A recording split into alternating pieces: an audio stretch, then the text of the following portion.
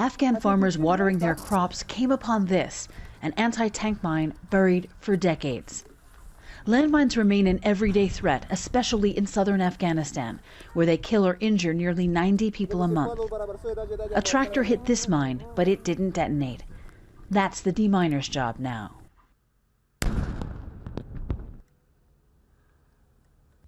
About 2 kilometers up the road, they're clearing mines from the village of Pasab.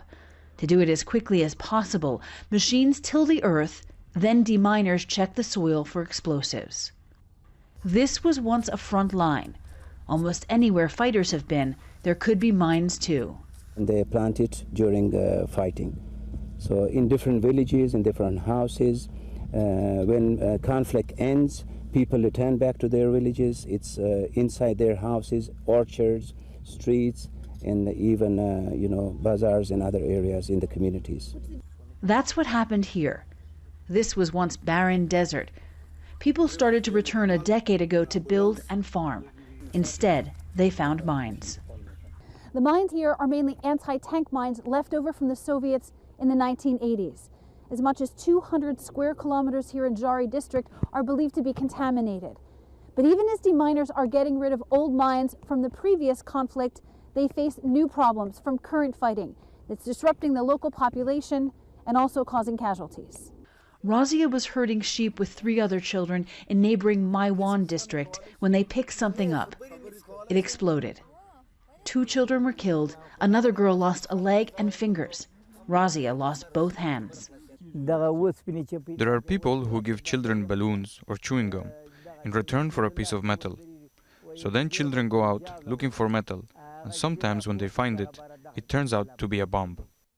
The UN says in situations like that, it's impossible to know whose explosives were in the field. The Taliban denies using mines, but the UN says it does.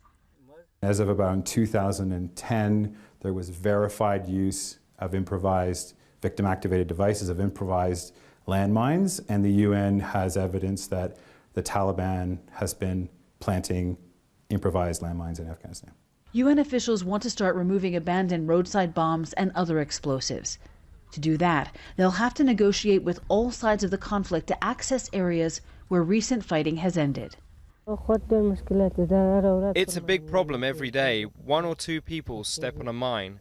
Both sides plant explosives, both the government and the Taliban. The other day, an old man was looking after his cattle and the bomb exploded. The UN's new plan is a bold one, but officials hope it will make life a bit safer for civilians who are so often the victims of this long war. Jennifer Glass, Al Jazeera, Pasab, southern Afghanistan.